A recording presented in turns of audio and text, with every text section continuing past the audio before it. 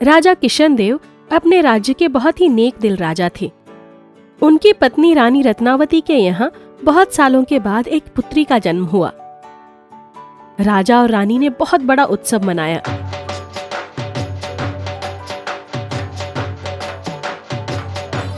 वो अपनी बेटी शिवांगी से बहुत प्रेम करते थे। वो उनकी आंखों से थोड़ी देर के लिए भी ओझल होती तो उनके प्राण सूख जाते। शिवांगी बड़ी हो गई। उसकी खूबसूरती की हर जगह चर्चा थी।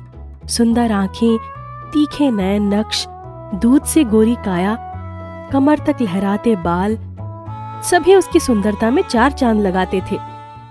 एक बार राजकुमारी शिवांगी की तबीयत बहुत खराब हो गई। राजवैद्य ने हर प्रकार से शिवांगी का इलाज किया, पर राजकुमारी ठीक नहीं हुई। राजा किशनदेव सिंह और रानी रत्नावती ने हर तरफ ढिंढोरा पिटवा दिया। जो भी व्यक्ति राजकुमारी को ठीक कर देगा, उसको राजा जी अपना आधा राजपाट दे देंगे। उस राज्य के एक गांव में एक गरीब किसान के विजय और अजय नाम के दो बेटे थे। विजय बहुत मेहनती और ईमानदार था। उसकी एक खास विशेषता थी कि वो पक्षियों और जानवरों की भाषा समझता था। अजय अव्वल दर्जे का आलसी था। विजय पिता के साथ खेतों पर जाता और हल जोतता और अन्य कामों में हाथ बटाता। एक दिन विजय ने जंगल में सुनहरे पक्षियों को बात करते सुना। इस देश के राजा की बेटी बहुत बीमार है, क्या उसका इलाज हो सकता है? क्यों नहीं, वो जो उत्तर दिशा की पहाड़ी पर सुनहरे फल वाला पेड़ है, वहां से यदि कोई फल तोड़ कर ले आए और उस फल का रस उसको पिला दे तो वो ठीक हो सकती है। पहाड़ी से ऊपर जाना तो बहुत कठिन काम है। जब विजय ने पक्षियों की ये बात सुनी तो उसने घर में आकर बताया। उसकी बात सुनकर मैं जाकर वो फल ले आऊंगा और उसके बदले राजा से हीरे जवाहरात लेकर आऊंगा और आराम से जीवन बिताऊंगा। अजय अपने घर से फल लेने के लिए चल दिया। रास्ते के लिए कुछ खाना रख दिया है, इतने कठिन काम के लिए जा रहे हो, संभल कर जाना। अजय खाने पीने की चीजें लेकर चल दिया।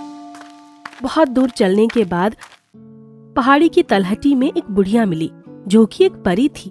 बहुत दिनों से कुछ खाने को नहीं मिला, मैं बहुत भूखी हूँ, कुछ खाने को दे दो बेटा। चल हट बुढ़िया, यदि मैं अपना खाना तुझे दे दूंगा तो आगे जाकर क्या खाऊंगा? वो उसको झुड़कते हुए आगे बढ़ गया। पहाड़ की ढलान पर पहुंचते ही वो जितने कदम आगे बढ़ता वहां से फिसल जाता। पहाड़ी पर जाने का रास्ता ढलान से होकर ही जाता था। एक बार उसके पैर फिसले और वो नीचे गिर गया। सीधा उस परी के कदमों में गिरकर वो अचेत हो गया। जब अजय 2 दिन तक घर नहीं आया तो उसकी माँ को चिंता होने लगी। विजय, जाकर भाई का पता करो। माँ ने उसे कुछ खाने का सामान देकर अजय को ढूंढने के लिए भेज दिया। विजय जब पहाड़ की तलहटी में पहुंचा तो अपने भाई के अचेत शरीर को देखकर दुखी हो गया। यहाँ तक आया हूँ तो फल लेकर ही जाऊंगा। तभी उसे वो बुढ़िया दिखाई पड़ी। बेटा, कई दिनों से कुछ भी नहीं खाया, कुछ खाने को दे दो। विजय ने बुढ़िया को अपने खाने की पोटली से कुछ खाना निकालकर उसे दे दिया। अम्मा, मैं जब तक आ न जाऊं मेरे छोटे भाई का ख्याल रखना। बुढ़िया तुरंत लाल पंख वाली परी में बदल गई। उसने विजय को जाते समय एक छोटी सी लकड़ी की ढोलक दी।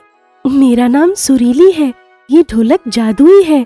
तुम जब किसी मुसीबत में पड़ना तो इस ढोलक को 3 बार बजाकर कहना, चल ढोलकिया ठामक ठुम, मुसीबत से मेरी छुड़ा ले दुम। विजय पहाड़ी पर बड़ी बड़ी घासों के सहारे धीरे धीरे चल रहा था। चलते चलते थक गया। धीरे धीरे वो उस जगह पर पहुंच गया।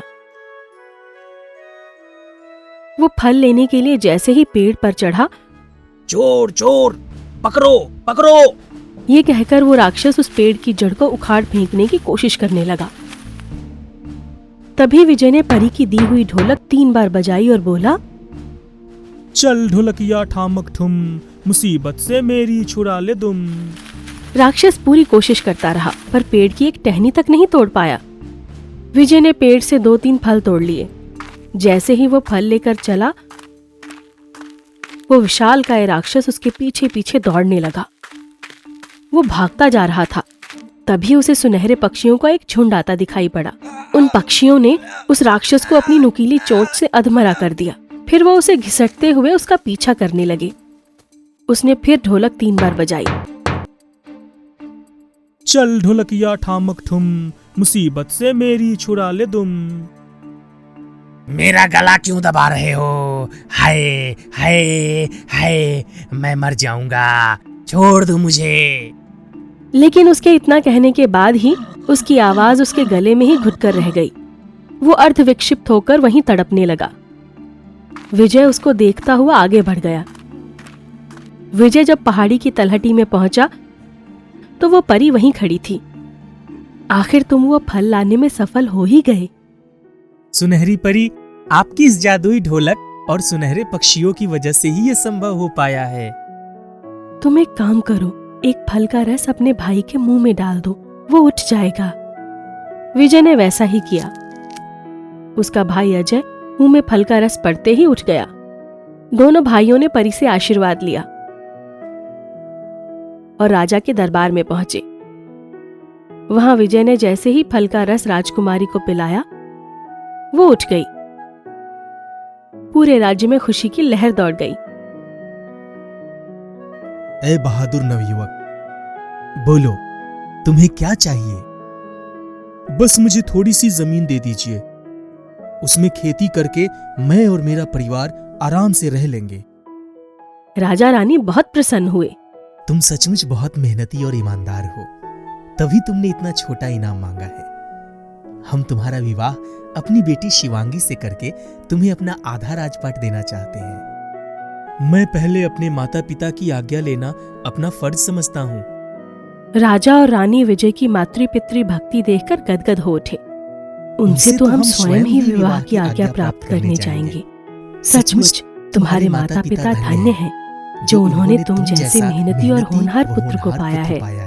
राजा ने विजय के पिता की आज्ञा से विजय और शिवांगी का विवाह कर दिया। उसके पिता को रहने के लिए एक बड़ा सा महल और काफी धन दे दिया।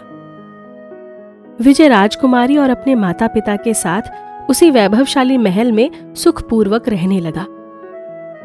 अब उन्हें किसी काम की आवश्यकता नहीं थी। विजय ने अपनी मेहनत और ईमानदारी से वो कर दिखाया जो कोई नहीं कर सका।